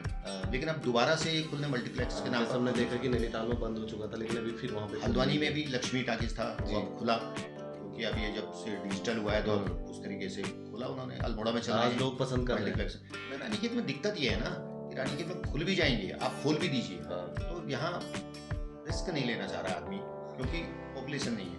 अब पॉपुलेशन जिस हिसाब से घट गई ना, एक नया शोध नहीं करना चाह रहा। हाँ, अब वो ये नहीं करना चाह रहा कि मैं खोल के यहाँ पर लोग आएंगे नहीं आएंगे, उसे पता भी नहीं है। क्योंकि जो ये बड़ी इस तरीके की चीजें होती हैं, चाहे मॉल होता है, मॉल भी या कोई ऐसा बड़ा बाजार आप खोलते हो बिग बाजार टाइप में, तो उसके लिए पहले वो कंपनी पहले सर्वे करती है कि आसपास की पॉपुलेशन कितनी है, इस शहर की पॉपुलेशन कितनी है, यहाँ पे चलेगा नहीं। अल्मोड़ा में इसलिए खुला कि पॉपुलेशन है। अल्मोड़ा में जैसे ये खुला है, 2 मॉल भी खुल गए हैं, नीचे रघुनाथ भी और विशाल भी वहाँ पर है। तो वो इसलिए है क्योंकि वहाँ पॉपुलेशन है जी, और वहाँ जिला मुख्यालय है, वैसे ही पॉपुलेशन पहले से ही है वहाँ पर। तो रानीखेत में ये बड़ी दिक्कत है कि पॉपुलेशन के हिसाब से तो यहाँ जो मेन बाजार की दुकानें वो नहीं चल पा रही हैं, बिल्कुल है ना, सन्नाटा पसरा रहता है। अगर देखा जाए तो इस वक्त सीजन है, इस वक्त सीजन में इतनी ज्यादा सीजन है, शादी का सीजन है और वैसे भी टूरिस्ट सीजन है। तो रानीखेत में सन्नाटा क्यों है? इस कारण पे तो कोई जाना नहीं चाहेगा ना, इस पे नहीं जाना चाहेगा ना, इसके लिए लड़ना चाहेगा कोई। लेकिन अपने हालात पे रो भी रहे लोग, व्यापारी को, लेकिन कुछ नियति ऐसे कुछ करना भी नहीं चाहते हैं कि आगे बढ़ के कुछ करा जाए, कुछ इस तरीके का, तब यहाँ का डेवलपमेंट हो। अभी कल ही मैं होम फार्म के जो है ओनर है उनसे बातचीत कर रहा था। उन्होंने बातचीत के दौरान एक बात बताई कि अगर आप हल्द्वानी से रानीखेत की ओर को आते हो तो आपको रानीखेत के बोर्ड भी शायद NH ने नहीं लगाए हैं, वो भी आपको नहीं मिलेंगे। कहीं पर रानी झील करके उसे लिख दिया गया, लेकिन रानीखेत नहीं लिखा है। रानी झील का तो देखिए ना, जिस हिसाब से रानी झील है नहीं, वो रुद्रपुर से रानी झील लिख दिया गया। तो रुद्रपुर से आदमी अपने मन में कल्पना लेके चलता है कि रानी झील कैसी होगी। वो भीमताल छोड़ के आ रहा है। हाँ, वो कहता चलिए इसको तो वापसी में देख लेंगे, पहले रानीखेत जाके रानी झील देख आते हैं। नाम भी बड़ा खूबसूरत है, रानी झील देख आते हैं। लेकिन वहाँ से आते आते फिर जब यहाँ आता है, वो रास्ता पूछते अंदर जाता है, वो रोड में नीचे और ऊपर से टूटी रोड है। हाँ, तो उसके बाद बड़ा मायूसी होती है। हम ही कहीं जाएं, अगर हमको बहुत बड़ा चला के बताया जाए कोई चीज़, अगर हम मान लीजिए कहीं चले गए, जयपुर ही चले गए, कोई चीज़ के बारे में बताया जाए कि ये बड़ी वह है, ऐसी है, वैसी है, और वहाँ जाके बड़ा मायूसी, यहाँ तो कुछ नहीं है। अगर ऐसा है नगर, वहाँ गंदगी, आज हम देख रहे इतने ज़्यादा रिजॉर्ट, इतने ज़्यादा guest house, home stay Ranikhet में खुल चुके हैं, लेकिन पर्यटन बहुत कम आ रहा है। नैनीताल टूरिज्म को लेके बहुत ज़्यादा, देखिए यहाँ पर्यटक वही आता है, ये इसे मैं कह सकता हूँ खुरचन वाला पर्यटन, जो लास्ट की खुरचन बच जाती है जब वहाँ पैक हो जाता है नैनीताल। तो जो वहाँ पैक होने के बाद जब उन्हें होटल्स नहीं मिलते हैं, भीमताल में नहीं मिलते हैं, तो भवाली में नहीं मिलते तो वो सीधे रानीखेत का रुख करता है, और क्योंकि कौसानी भी नहीं मिलते हैं तो रानीखेत में तब उस दिन आपको दिखता है कि हाँ टूरिस्ट घूम रहा है रानीखेत में, वो वही टूरिस्ट होता है। जैसा भी ये आप देखिए गुड फ्राइडे और ये 2-3 छुट्टियां पड़ी थी, काफी टूरिस्ट आया था। तो इस पर सब टूरिज्म को क्या काम करना पड़ेगा, टूरिज्म को कैसे काम करना पड़ेगा, कैसे मजबूत करना पड़ेगा? देखिए इसमें सबको मिलजुल के काम करना पड़ेगा, इसमें सबका दायित्व है।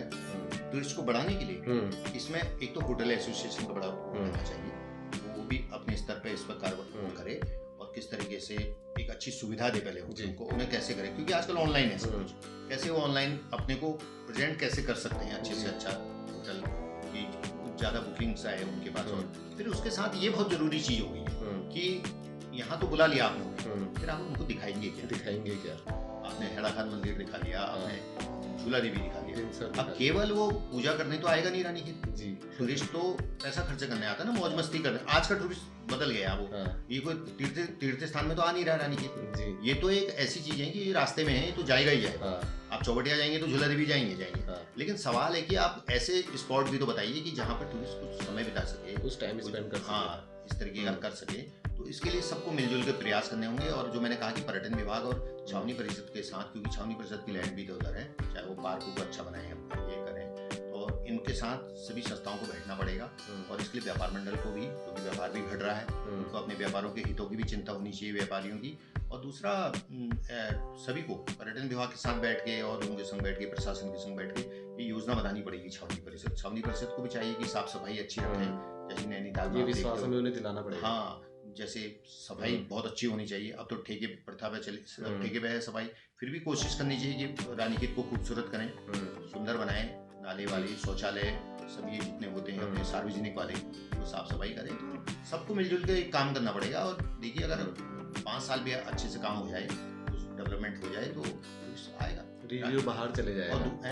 अगर 5 साल भी अच्छे तरीके से काम हो जाएगा तो यहाँ का एक अच्छा रिव्यू बाहर चले जाएगा। अभी तो मैसेज अच्छा नहीं जाता ना, अभी तो कुछ है नहीं। रानीखेत अगर आप बाजार में घूमोगे गांधी चौक से रोडवेज तक, तो वहाँ घूम लो या बतौर खान घूम लो या ताड़ी कितने एक साइज, क्योंकि मार्केट तो सब जगह की एक सी, और वो भी दोनों और दुकानें बीच में सड़क और गाड़ियों की चिल्ले पाओ। और वो भी गेस्ट जो आ रहा है वो प्लेन से आ रहा है, वहाँ पे तो ऑलरेडी इतनी मार्केट खूबसूरत है। अच्छा वही ना, जहाँ से लोग आ रहे हैं, जहाँ लोग मॉल घूम रहे हैं या खूबसूरत जगहों में लोग रह रहे हैं, वहाँ की वो गर्मी से परेशान हो गया, अगर ठंडी जगह पर आ रहे हैं, यहाँ की जलवायु बेहतर है, स्वास्थ्यवर्धक है और रानीखेत का अच्छा रहता है क्लाइमेट। लेकिन सवाल है कि स्पॉट का है, संकट वही है कि आप दिखाएंगे क्या, दिखाने के लिए क्या है।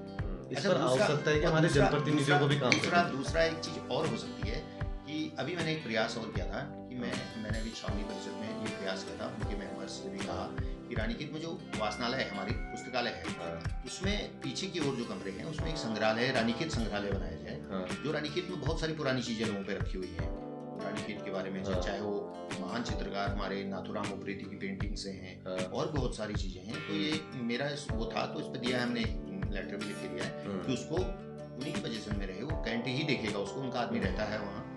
तो एक टूरिस्ट को मुझे लगता है शायद रानीखेत की जो दुकानें हैं, इन्हें लोक संस्कृति पे भी थोड़ा काम करना पड़ेगा, क्योंकि अगर हम हिमाचल की ओर जाते हैं तो वहाँ पे हमें वहाँ का कुछ कल्चर वहाँ की शॉप में मिल जाता है, लखनऊ जाते हैं, जयपुर जाते हैं, लेकिन अगर हम रानीखेत आते हैं तो यहाँ पे हमें बाजारों में रानीखेत का ऐसा कुछ प्रोडक्ट नहीं मिलता। रानीखेत का सवाल है कि अभी प्रोडक्ट है क्या, लोगों को ही पता नहीं।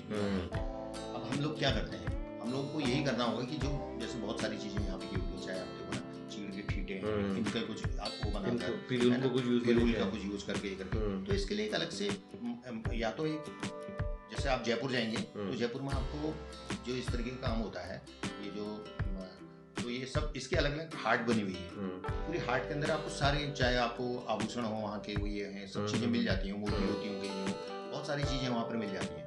तो इस तरीके का एक जगह है जहाँ पिरूल का और ये एपण वाला और ये वाला जो यहाँ से कोई ले जाना चाहता है, इस तरीके का सामान मिले, इस तरीके की छोटी छोटी दुकानें भी होनी चाहिए। और ये छोटे छोटे प्रोडक्ट हमारे इजीली हमारी दुकानों पे मिल जाए, दुकानों में मिलने तब जाके कहीं हमारे बाजार में घूमेगा। हाँ, और जैसे और ये जो हमारे गेस्ट ये होते हैं, गेस्ट हाउस वगैरह जो बने हैं, TRC बने हैं, इनमें भी ये जैसे पहले रखते थे उत्तरांचल की चाय और ये वो सब चीजें रखते थे, इस तरीके के प्रोडक्ट यहाँ भी रखे जाने चाहिए, जो यहाँ की चीज है, चाहे मालोड वाला है वो, और होटल वाले भी ये कर सकते हैं इस काम को। जैसे उत्तरांचल फूड प्रोडक्ट के कुछ हम ऐसे रख सकते हैं, हाँ, जो यहीं से ही निर्मित हो रहे हैं, यहीं की बुरांस वगैरह से, बिल्कुल बिल्कुल। ये मार्केट इसको बाजार देना पड़ेगा, इसको बाजार देना पड़ेगा, और बाजार और टूरिस्ट यही ले जाएगा, क्योंकि पहला सवाल टूरिस्ट का ये होता है कि यहाँ का फेमस क्या है, यहाँ से क्या यादें लेके जाए। हाँ, यहाँ का प्रसिद्धि हर जगह का होता है ना। आप आगरा में जाओगे पेठा लाओगे, अल्मोड़ा जाओगे आप बाल मिठाई लाओगे, सिंगौड़ी लाओगे। तो रानीखेत का क्या है, रानीखेत का क्या लेके जा रहे हैं, सबसे बड़ी चीज़ है। तो ये बहुत बड़ा सवाल है।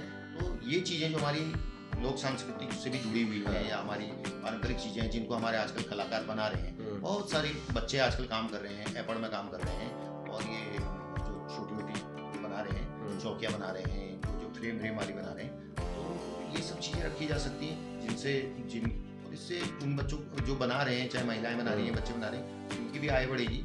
और इस तरीके की दुकानें होनी चाहिए। तो आम दुकानें, उनमें भी ये सामान रखा जा सकता है, उनमें भी रखा जा सकता है इस तरीके का सामान। और भी रखा जा सकता है, अच्छा होना चाहिए। तो साथियों, ये थी सर के संग रानीखेत के विषय में बात, रानीखेत के बारे में जानने थे, और आज रानीखेत कहाँ पर है इस पर बात कर रहे थे, और रानीखेत को और ज़्यादा कैसे विकसित कर सके इसका परामर्श हम अपने चैनल के जरिए आप लोग तक पहुँचा रहे थे। अब बातचीत करते हैं सर के बारे में। सबसे पहले सर शुरुआत करता हूँ, आपके महाविद्यालय से आप पास आउट होकर बाहर निकले तो सबसे पहले पत्रकारिता आपने शुरुआत करी, तो कौन कौन से न्यूज़ चैनल या समाचार पत्रों के माध्यम से आप जुड़े? देखिए, मेरी प्रारंभिक जो पढ़ाई है रानीखेत में ही हुई है, और रानीखेत में मैंने नेशनल इंटर कॉलेज से पढ़ाई की है, नेशनल इंटर कॉलेज से। और सबसे बड़ा जो मेरे को नेशनल इंटर कॉलेज में मंच जो दिया मुझे, नेशनल इंटर कॉलेज से ही दिया, जो मेरे अंदर बीज आए रंगमंच के, वो नेशनल इंटर कॉलेज से। डॉक्टर विपिन चंद साहब और मोहन चंद चौधरी जी हमारे जो अध्यापक होते थे वहाँ, जिन्होंने हमें मंच दिया और एक अच्छा कलाकार बनाया, मतलब माजने की हमारे में पूरी कोशिश की। और वहाँ से ही मंच हमें मिला, और उसके बाद हमने शरदोत्सव में सर्वेश्वर दयाल सक्सेना का बकरी नाटक किया, और बहुत सारे नाटक वहाँ से हमने किए। उसके बाद पदार्पण हुआ महाविद्यालय में। महाविद्यालय में लगातार रंगमंच में जुड़े रहे पहले से, और तब माहौल बहुत अच्छा था रंगमंच का। तो लगातार सर्वश्रेष्ठ अभिनेता होने का वहाँ मुझे सौभाग्य मिला। 2 साल अपना लिखा नाटक था मेरा, फगरू बावला। उस नाटक को मैंने मंचित किया अपने साथियों के साथ, और उसमें मेरी फगरू बावला की भूमिका थी। तो उसमें दूसरा एक घीसू की भूमिका की थी मैंने, कफन नाटक हमने किया था वहीं महाविद्यालय में। तो उसमें भी मुझे सर्वश्रेष्ठ अभिनेता दूसरे साल लगातार बनने का अवसर मिला। तो ये मेरे लिए बड़ी सौभाग्य की बात थी। तो धीरे धीरे मंचों पे थे ही हम। उसके बाद फिर अखिल भारतीय नाट्य महोत्सव जो होते थे, नाटक प्रतियोगिताएं, उनमें भी शरदोत्सव और ग्रीष्मोत्सव के साथ साथ वहाँ भी हमने कदम बढ़ाए। बरेली में इप्टा द्वारा एक बहुत बड़ा नाट्य महोत्सव होता था। तो उसमें अखिल भारतीय स्तर पर जो जम्मू तवी, भागलपुर, पटना, बहुत दूर दूर से वहाँ पर नाटक की जो टीमें थी वो आती थी नाटक करने के लिए, बड़े बड़े आते थे, संस्थाएं आती थी, उनमें हम भी शामिल हुए। बहुत मान मनोबल के बाद एक कोई ओबराय जी थे, उनसे मैंने बात की। हालांकि छोटी जगह है, क्या होगा कैसा होगा, वो कई सवाल उठा रहे थे। मैंने कहा आप एक बार हमारा देखिए तो सही। तो हमने वहाँ पर एंट्री ली उसमें, तो बड़ी मुश्किल से मिली। तो बरेली भी हम गए और हमने वहाँ पर भी अपनी प्रस्तुति दी नाटक की, अंधों का हाथी, शरद जोशी का लिखा हुआ बहुत अच्छा नाटक है, 1.5-2 घंटे का, तो काफ़ी सराहा गया वो। उसके बाद इसी नाटक को हमने उसी साल, शायद मेरे ख्याल से 87 की बात होगी, तो वहाँ भी किया, रामनगर में भी। वहाँ एक समन्वय संस्था करवाती थी अखिल भारतीय नाट्य प्रतियोगिता, वहाँ भी वो नाटक। उसके बाद महाविद्यालय में तो ये रंगमंच की गतिविधियों से जुड़े रहे। शरदोत्सव में लगातार संयोजक के रूप में काम करता रहा सांस्कृतिक टीम में, और लगातार 25-30 साल से हम शरदोत्सव से जुड़े रहे हैं, और ग्रीष्मोत्सव से रानीखेत के, और पूरा सांस्कृतिक जो गतिविधियाँ होती हैं उनको। उसके अलावा महाविद्यालय में लोगों के कहने पे के आंदोलनों से जुड़े रहे थे, जो जन आंदोलन होते थे, हमेशा जन सरोकार रहे हमारे।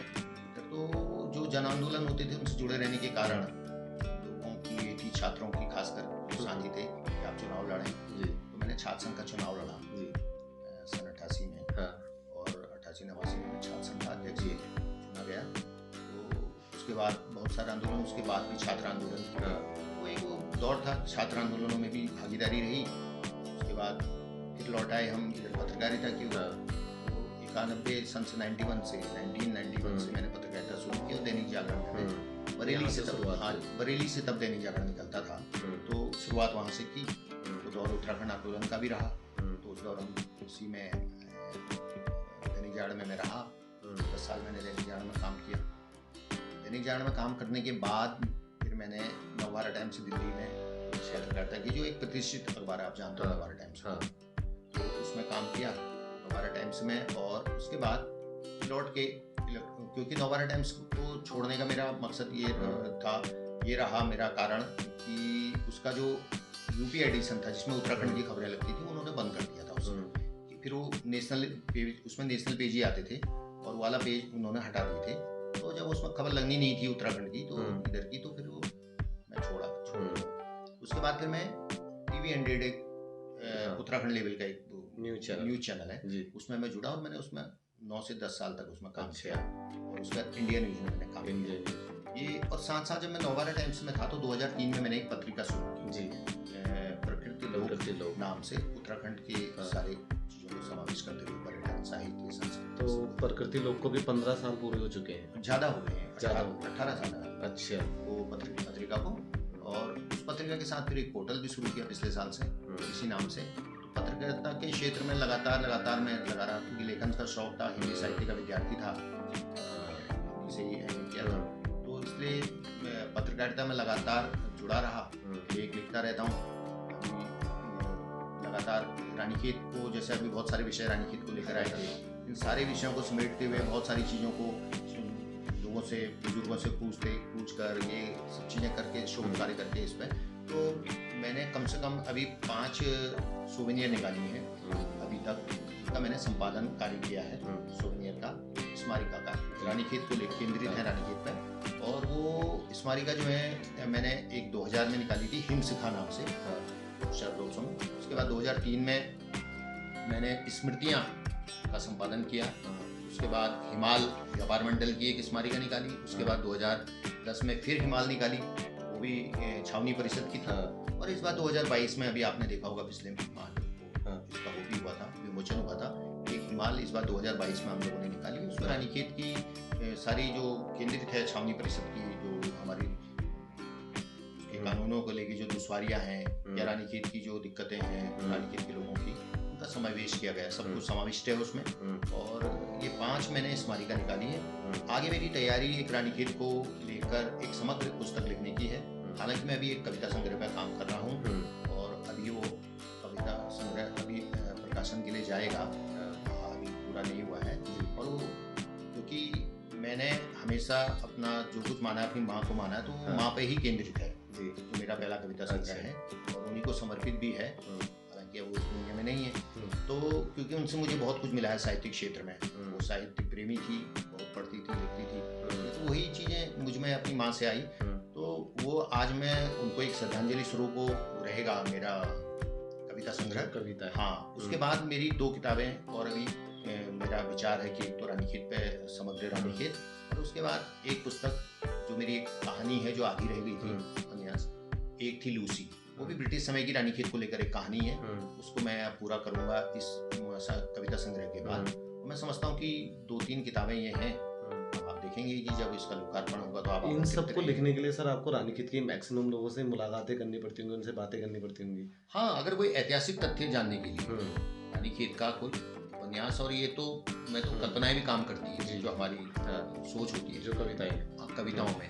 लेकिन इसमें जो है रानीखेत का जो हम जो सोवेनियर निकाली है, इनमें कई बुजुर्गों से मैंने बातचीत पहले की थी, उस पर रखे हुए थे, चाहे वो गोपाल लामा थे, काफी 102 साल बाबू से थे, उनके बेटे थे, इदरीस बाबा, और भी बहुत सारे लोग जो पुराने लोग हैं, मैं उनसे मिलता जुलता रहता हूँ। मुझे अच्छा लगता है बुजुर्गों के साथ बैठना, और उनसे एक जिज्ञासा है, गूगल पे नहीं मिल सकती। हाँ, जिज्ञासा है, वो तो हमारे गूगल है, वही हमारे हैं। तो उनसे मेरी एक अंदर की जिज्ञासा है कि मैं हमेशा बुजुर्गों के संग बैठ के कुछ सीखना चाहता हूँ, उनसे कुछ सुनना चाहता हूँ, क्योंकि मैं जानता हूँ कि आज तो हमने इनसे सब कुछ ले लिया, ये चले जाएंगे, इसके बाद हमारे बाद वाली पीढ़ी ये सब नहीं जानेगी, हम उन्हें क्या दे रहे हैं। हाँ, वो केवल उसी में सर्च करते रह जाएंगे। और बहुत सारी चीज़ें ऐसी होती हैं जो आप नेट पर जाएंगे तो वहाँ आप गूगल पे भी करेक्ट नहीं मिलेंगी, उसमें आपको झूठ भी बहुत मिलेगा। ठीक है, गूगल में जो विकिपीडिया वगैरह में भी जो डालते हैं वो आप ही डालते हैं, और वो सब सच नहीं होता है, बिल्कुल। क्योंकि अभी मैं बताऊं आपको, मैं यहाँ पर गोविंद बल्लभ पंत जी की जो जन्म दिवस समारोह समिति है उसका अध्यक्ष हूँ। हर साल हम एक कार्यक्रम कराते हैं वहाँ पर 10 सितंबर को नीचे पार्क में गोविंद बल्लभ पंत जी का। वहाँ बच्चे काफ़ी लिख के लाए थे, भाषण प्रतियोगिता कराई थी तो गोविंद बल्लभ पंत जी पे लिख के आए थे। तो गोविंद बल्लभ पंत जी पे जब वो बच्चे लिख के लाए तो एक बच्चे ने भाषण में पढ़ा कि गोविंद बल्लभ पंत जी जो थे बहुत अच्छे वो थे, स्वतंत्रता सेनानी थे, गृह मंत्री रहे, ठीक है, भारत रत्न रहे, लेकिन उन्होंने ये किताबें भी लिखी और ये फलानी किताबों में लिखा था, वरमाला और कौन सी तो किताबें लिखी बोला। तब मैंने उसको टोका था क्योंकि वो सेम जानकारी जो थी वो वही थी, गूगल पे थी और वो गलत थी क्योंकि गोविंद बल्लभ पंत दो आगे को जाते गोविंद बल्लभ पंत, मैं सबकी जानकारी के लिए बताना चाहूंगा कि गोविंद बल्लभ पंत दो हुए। एक गोविंद बल्लभ पंत साहित्यकार थे, नाटककार थे, वो किताबें उन्होंने लिखी, जिन्होंने आपने देखा होगा घाय माँ वाला नाटक भी देखा होगा, वो बचपन में खेलते हमारे कोर्स में भी थी, तो बलबल वाली। और दूसरे गोविंद बल्लभ पंत वो थे जो भारत रत्न थे, जो हमारे संयुक्त प्रांत के प्रधानमंत्री भी रहे, जिन्हें मुख्यमंत्री कहते हैं, तो वो भी रहे। तो गोविंद बल्लभ पंत दो थे, एक रानीखेत में पैदा हुए, जो नाटककार और साहित्यकार थे, ये हमारे लिए खुशकिस्मती है कि वो रानीखेत में पैदा हुए, रानीखेत में हुए थे।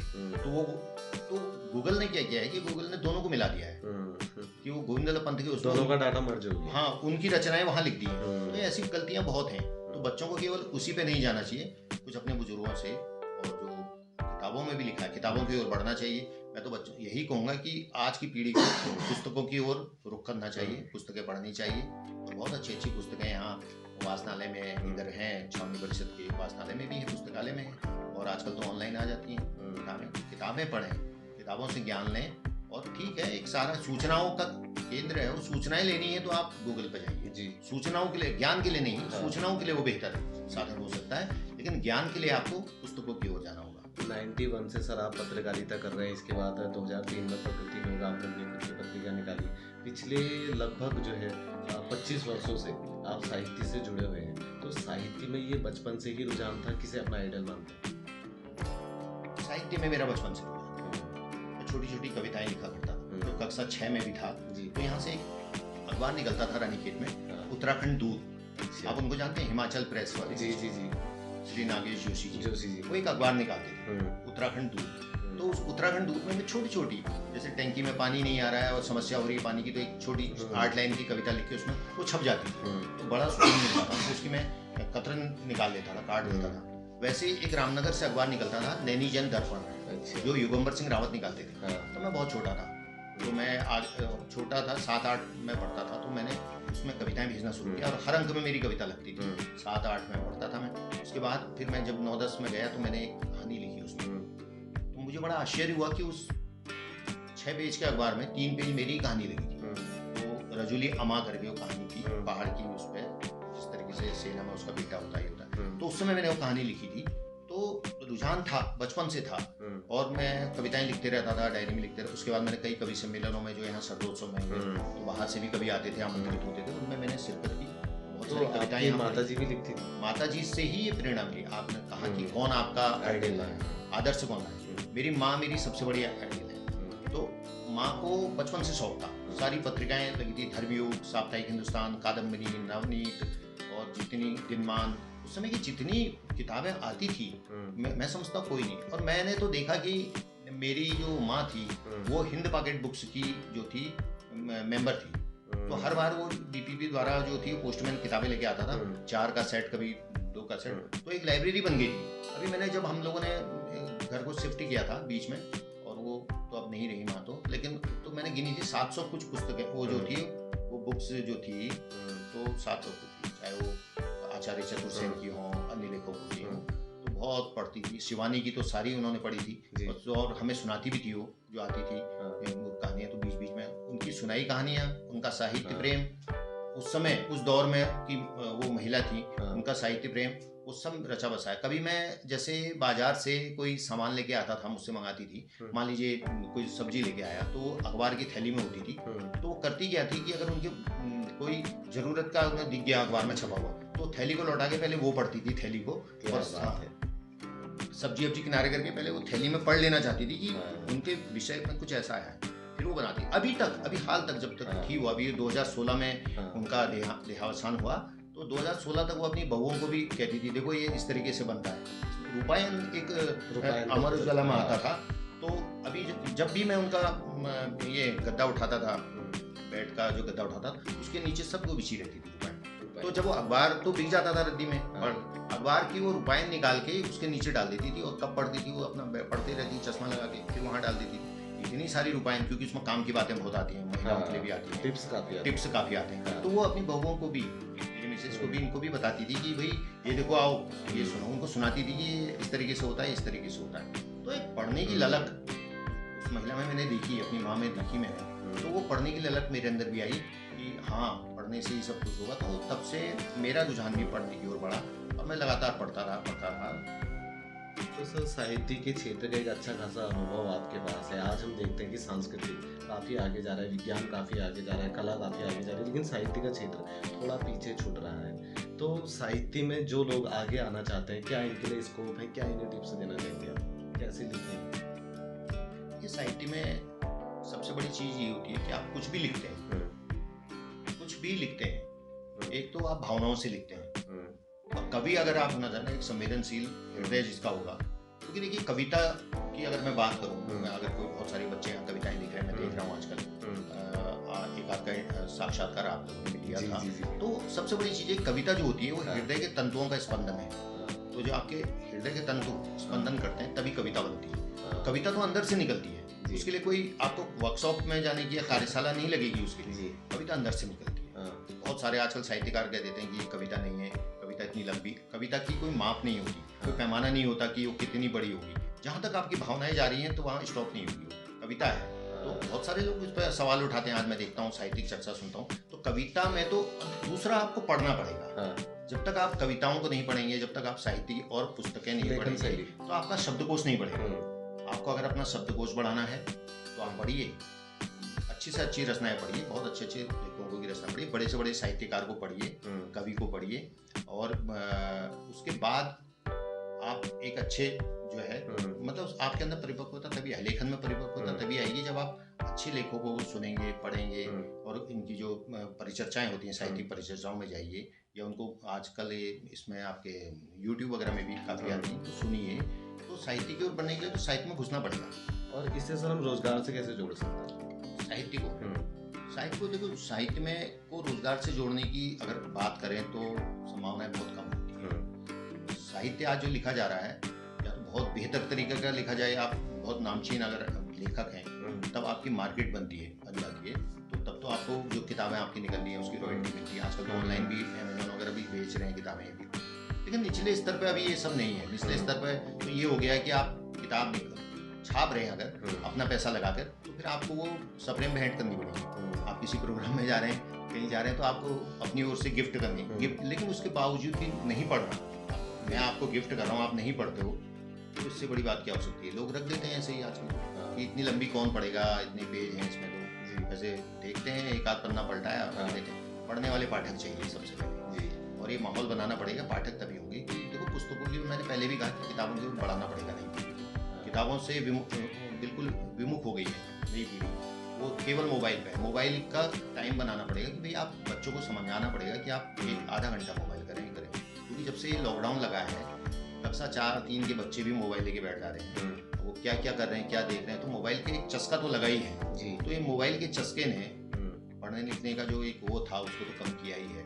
तो ये बड़ी एक हम लोगों के लिए बड़ी वो वाली बात है। क्योंकि हम देखते थे, एक वक्त था जब हम सुबह न्यूज़पेपर का इंतजार करते थे, आज हम बस फोन में ही अपनी न्यूज़ ज़्यादा देख रहे हैं। वो सब कुछ हाथ है ना, जेब में आपके, सारी चीज़ें आपकी दुनिया जेब में है सारी। अभी आपने देखनी है, ब्रेकिंग देखनी है, आपको अभी मिल जाएगी।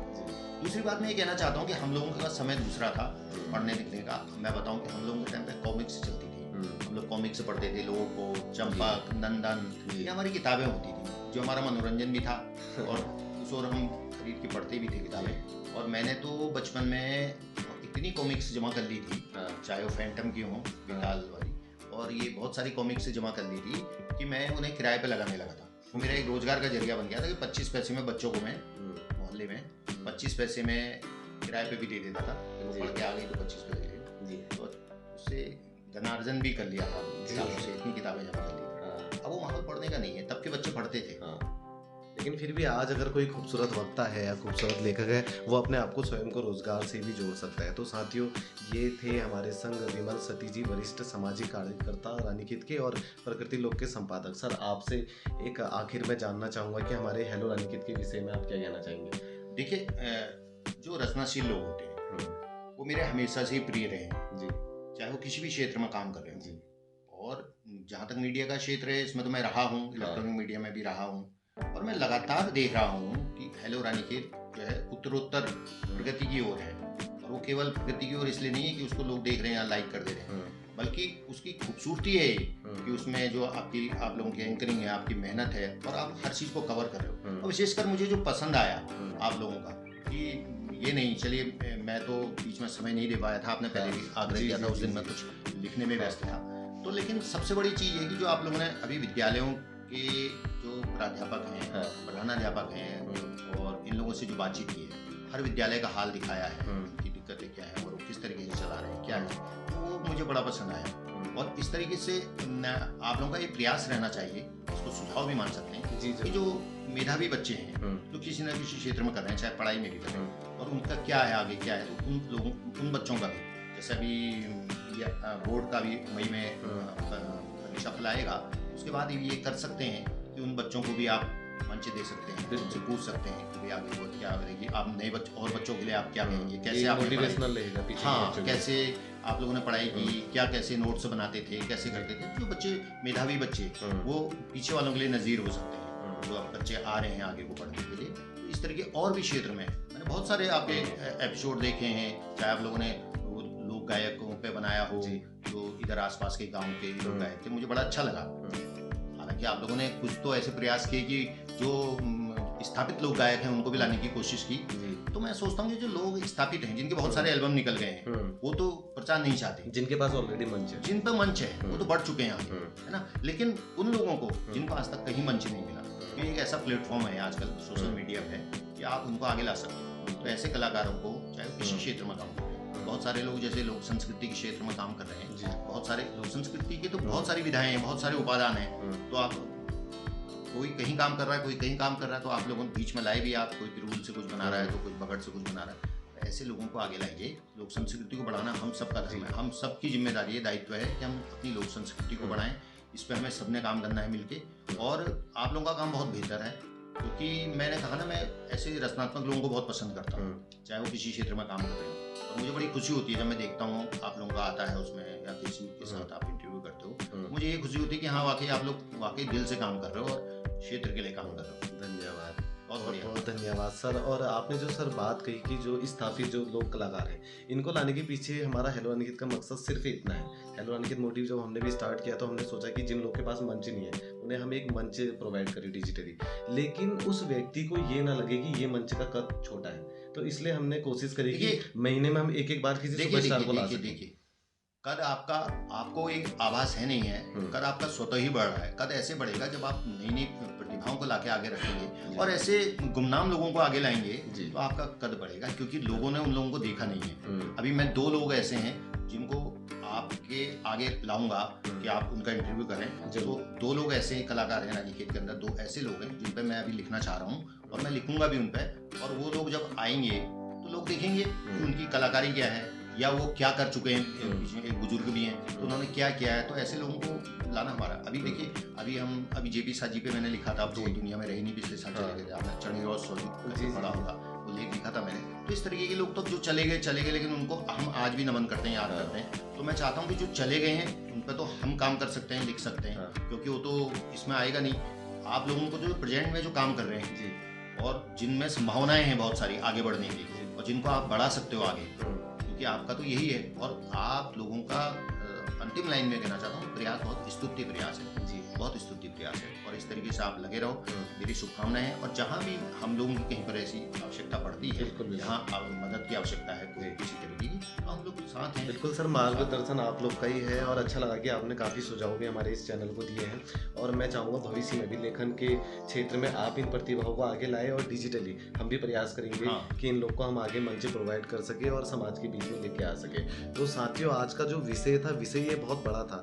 अगर शायद इस पर बातचीत प्रॉपरली करने पाए तो शायद रात काफ़ी पड़ बहुत जाए, ज़्यादा। लेकिन समय हो चुका है कि हम आप लोग से विदा लें और समय हो चुका है कि हम सर से विदा लें। तो मिलते हैं अपनी अगली वीडियोज़ में, लेके आएंगे फिर उत्तराखंड की किसी सुपरस्टार या लोकल की किसी प्रतिभा को। तो तब तक के लिए सभी क्षेत्रवासियों को टीम हेलो अनिकेत की ओर से नमस्कार।